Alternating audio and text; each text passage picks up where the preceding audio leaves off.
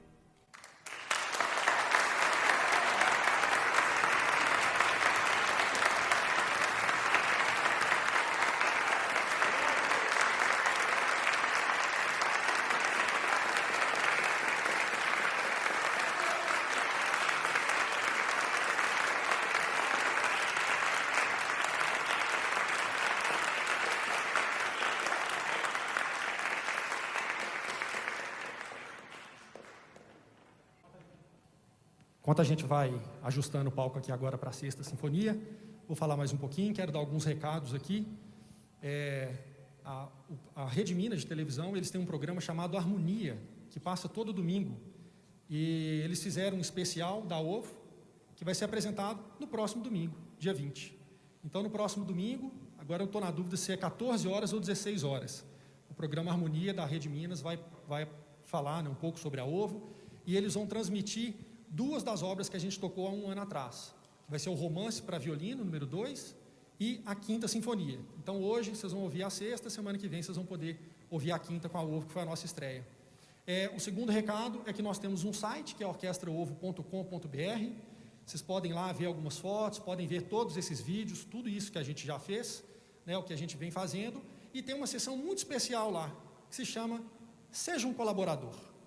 Então, vocês podem ir lá no site da orquestra, veem lá os planos que a gente tem, e eu criei uma granja, nós criamos uma granja, né, a granja da OVO, e que aí existem algumas colaborações assim que vocês podem fazer individualmente, pessoa física, bem tranquilas, eu acho que cabe no bolso de todo mundo, tem para todo gosto, vocês podem escolher lá se vocês quiserem, gostarem da orquestra e quiserem colaborar de alguma maneira. Então agora, eu quero falar algumas coisas, mas eu queria que a orquestra inteira já estivesse no palco, então eu quero convidar agora que nossos músicos da OVO pudessem entrar aqui.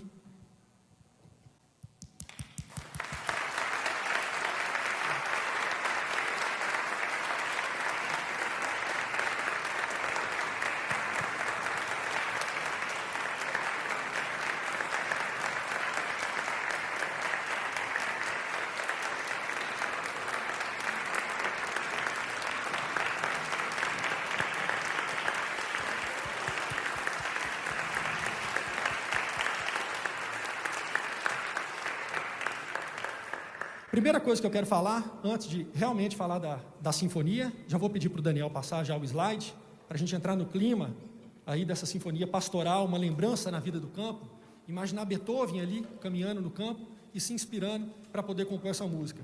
Eu quero dizer, gente, que essa batuta aqui é uma batuta muito especial, de verdade. Porque nela contém uma joia.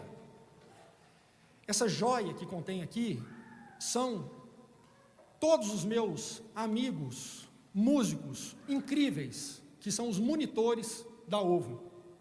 Para cada naipe que vocês estão vendo aqui, violinos, violas, cellos, contrabaixo, flauta, clarinete, oboé, fagote, trompete, trompa, trombone, percussão, para cada naipe desse tem um monitor dedicado, comprometido, que traz toda a sua energia para poder não só orientar, mas para poder zelar pelo coletivo, pela comunhão que tem a ver com essa Sexta Sinfonia. Então, quando eu estou regendo aqui, eu estou representando muita gente, e tem muita gente que está comigo. Tiago Elvanger, Luciano Gatelli, Eduardo Suertz, Emília Neves, Rossini Paruti, Cássia Renata Lima, Maria Fernanda Gonçalves, Marco Júlio Lander, Catherine Carnian, Alma Librat, Marlon Humphreys, Renato Lisboa e Rafael Alberto. Todas essas pessoas estão aqui comigo, com essa batuta, e eu agradeço a cada um deles por acreditar nesse projeto.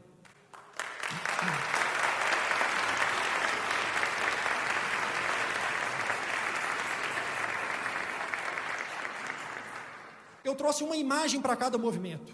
Excepcionalmente, é raro ver uma sinfonia com mais de 4 movimentos nessa época, nesse período. Essa sinfonia tem 5 movimentos. 5 movimentos.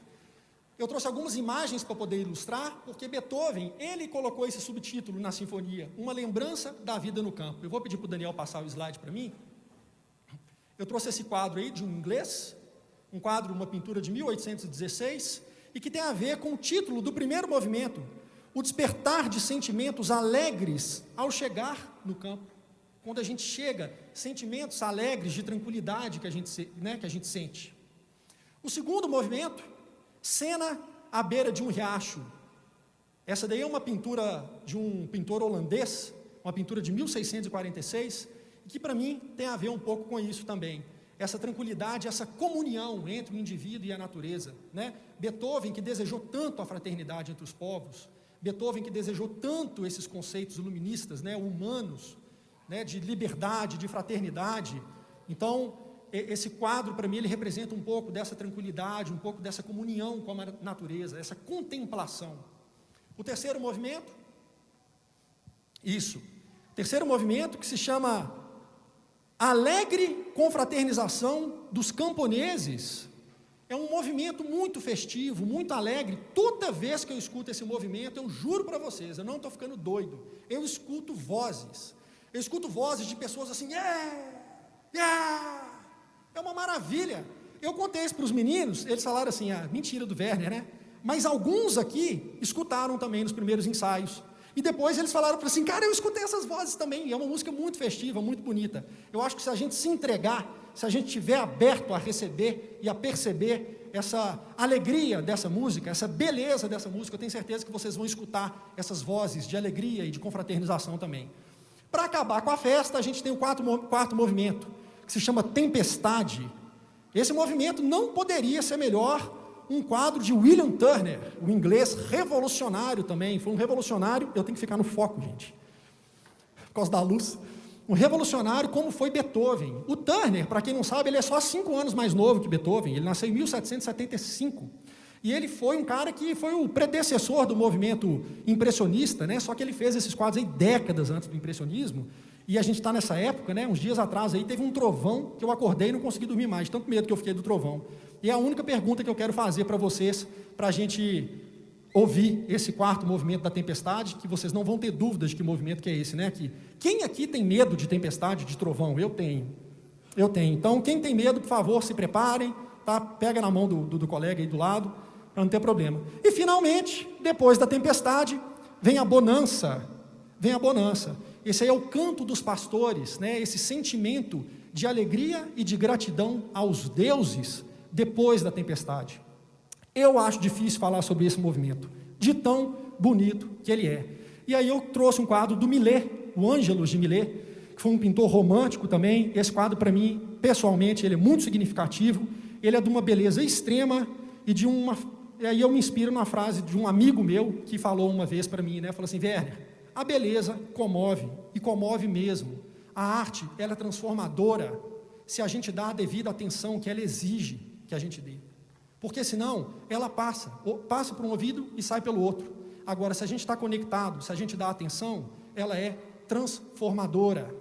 E é isso que a gente veio provar hoje, que Beethoven estava certo quando ele dizia que a música dele seria capaz de transformar a humanidade.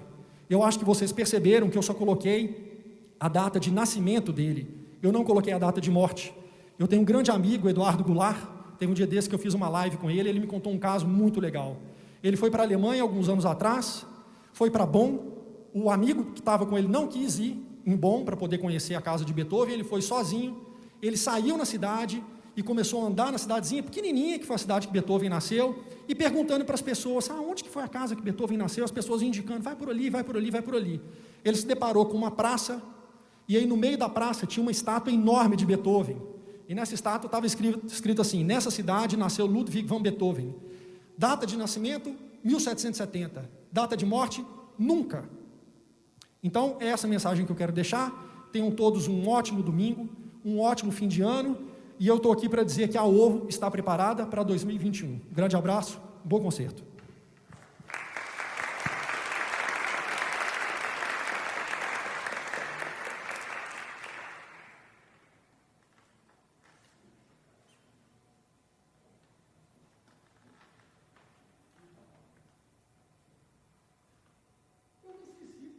Eu me esqueci de apresentar a espala da orquestra, gente. Trazer a espala da orquestra. Ana Clara Almeida, por favor.